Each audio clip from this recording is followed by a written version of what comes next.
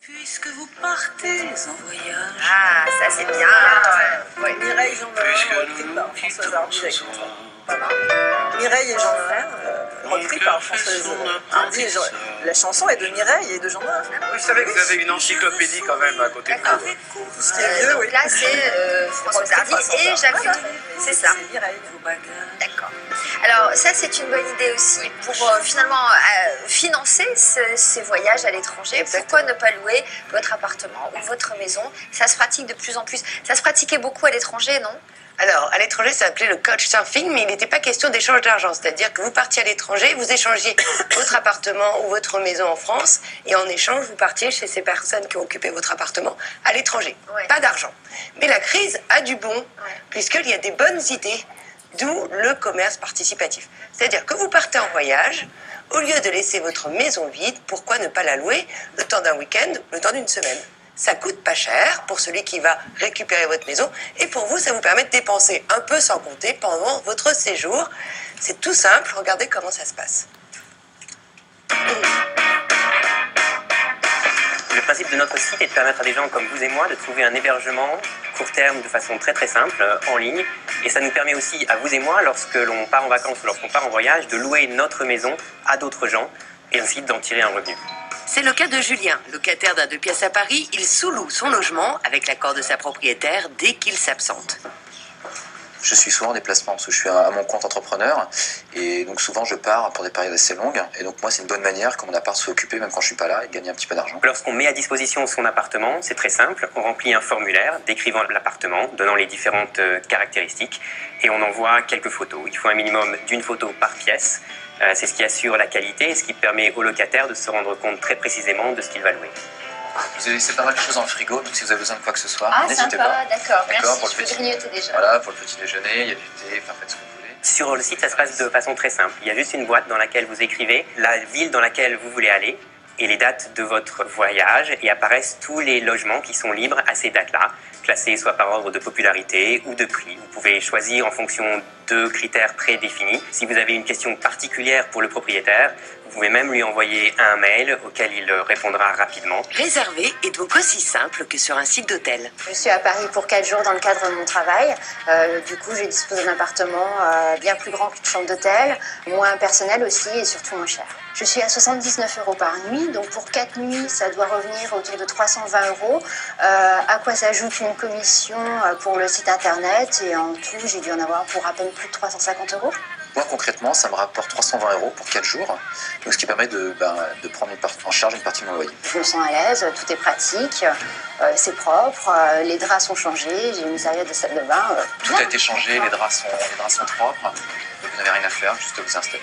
Bon, Tout bah, est très bon. bien. Il faut être prêt à accueillir des gens, ça c'est important, et prêt à ce que d'autres personnes que vous ne connaissez pas forcément viennent dans votre appartement. Pour pouvoir louer son appartement, évidemment, il ne faut pas mettre toutes ces affaires qui traînent dans l'appartement. Donc si possible, mettre un maximum de choses dans les placards, bien rangées. Et évidemment, il ne faut pas avoir trop de choses personnelles vraiment dans l'appartement. Et c'est sûr, il faut partir confiant. C'est ce que propose le site. Une assurance couvre les gros sinistres, comme un dégât des eaux, mais aussi les petits. Le locataire qui casse par exemple des verres. Là, vous avez le balcon, vous avez une vue sympa sur la rue, c'est très lumineux. Il faut avoir un appartement qui est très bien situé. Donc là, c'est le cas, parce qu'il est vraiment situé au cœur de Paris, dans un quartier vraiment agréable. Et puis, il faut être prêt à passer du temps pour répondre aux questions des gens, pour bien les accueillir et être disponible. Voilà, Claire, je vous laisse les clés. Et puis, n'hésitez pas, s'il y a moindre problème, vous m'appelez. D'accord, très bien, merci. À bientôt. On est quand même bien chez soi. Alors, grâce au site, tout ça est sécurisé. Tout ça est sécurisé. Déjà, la question de la facture, quand vous faites des déplacements professionnels, plutôt qu'aller à l'hôtel, c'est un, nettement moins cher, et deux, vous pouvez obtenir une facture pour pouvoir vous faire rembourser vos frais de déplacement. Ça, c'est déjà un bon point. Deuxième chose, effectivement, la première question qu'on se pose, c'est comment je fais si on me casse des affaires, si on me vole des affaires. En passant par ce site, vous êtes couvert par une assurance, et ça, c'est quand même un bien. Le site a eu l'intelligence de créer un partenariat avec une assurance pour ce cas de figure. Et puis, dernière chose, vous payez une petite commission au site, mais c'est aussi pour vous permettre, vous, quand vous allez louer cet appartement ou cette maison, d'avoir la garantie que vous allez effectivement avoir cette maison. Parce qu'il y a une grosse arnaque qui se fait sur Internet, sur la location estivale ou les locations saisonnières, c'est qu'on vous demande a posteriori un acompte, Et puis finalement, vous le récupérez jamais si la personne se dédie. Et ça, c'est assez compliqué. Là, par le site, vous êtes sûr d'avoir le logement et que vous le payez. Et en plus, il n'y a aucune transaction qui se fait de main à la main. La transaction se fait via le site. Donc moi, je trouve que c'est vraiment une très bonne idée. Si vous partez un week-end, là, il va y avoir les ponts. Mettez à disposition votre appartement. Il n'y a pas vraiment de danger. On peut sous-louer, même si on vit en famille, si on est plusieurs. Mais oui, parce que sur le site, il y a plein de choses. Il y a des appartements parisiens, mais ce qui est marrant, c'est que en fait, ces locations, elles se font plus en province. Et moi, j'ai découvert, par exemple, à Montpellier. Moi, je cherchais une destination soleil pour le week-end ou pour la semaine. À Montpellier, j'ai trouvé, par exemple, une maison avec piscine pour la semaine à 500 € pour 6 personnes. C'est quand même pas très cher, avec piscine, dans le centre de Montpellier. Et même si on est locataire de son appartement, on peut le faire parce que alors ça, c'est la bonne question. Voilà, quand on est interdit. locataire, en général, on se dit que la sous-location n'est pas admise. Ouais. Pour ces cas de figure, comme ce sont des sous-locations ponctuelles, il suffit de demander à son propriétaire l'accord. Et avec cet accord, vous pouvez le faire sans problème et en toute légalité. C'est génial, ça. Franchement. Alexandre? Alors oui, mais il faut faire attention, parce qu'il y en a pas mal qui connaissent ce sujet. Tout le monde trouve ça formidable, mais il faut prendre un certain nombre de précautions. Charlotte, par exemple, de Lisieux, qui dit « Moi, je crois me souvenir que la sous-location d'un appartement n'est légale que si on écrit à son propriétaire. » Oui, c'est ce que je disais. Non, mais il suffit pas que ça soit verbal. Il faut vraiment qu'il y ait une trace écrite. Bien sûr. Ça, c'est important. Je suis tout à fait d'accord avec vous. Non, c'est Charlotte qui nous dit ça. Brigitte qui dit « J'habite Menton, je voudrais louer pour mes prochaines vacances. Est-ce que j'ai le droit pendant les vacances courtes ?» Vous avez dit oui, ça c'est sûr.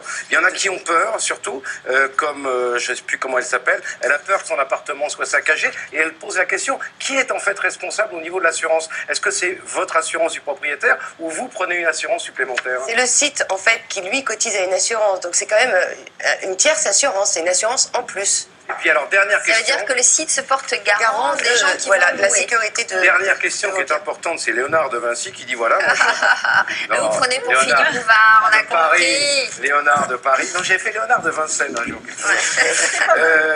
Qui dit voilà, vis-à-vis de la loi, si je reçois de l'argent, je suis propriétaire, je loue pour une semaine, est-ce que je dois déclarer cet argent au fisc? Alors, je pense qu'il y a un plafond. Vous pouvez recevoir cet argent, mais je crois qu'il y a un plafond. Alors, je ne vais pas rentrer dans les détails parce qu'il y a la loi du propriétaire, enfin la loi de la location en meublé, mais ça se déclare à partir d'une certaine somme. Là, l'idée, c'est de pas en faire un commerce, c'est juste occasionnellement pour vous faire un peu d'argent de poche. Je pense que ça passe, hein, le fisc. Faut arrêter la Vous n'avez customisation. personne de loge par hasard. Non, personne. Bon. Ah oui, une dernière chose que je voulais dire, je trouve que la philosophie de ce site est plutôt sympathique parce que ce qu'il préconise aux propriétaires qui vont louer leurs biens, c'est de laisser le frigo rempli, le réfrigérateur rempli, pour que les gens arrivent avec de quoi manger. Et je trouve ça vachement sympa.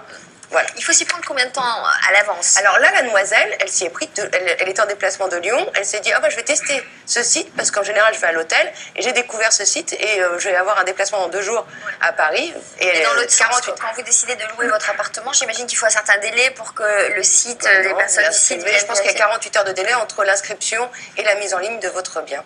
Pas mal, hein, franchement pas mal.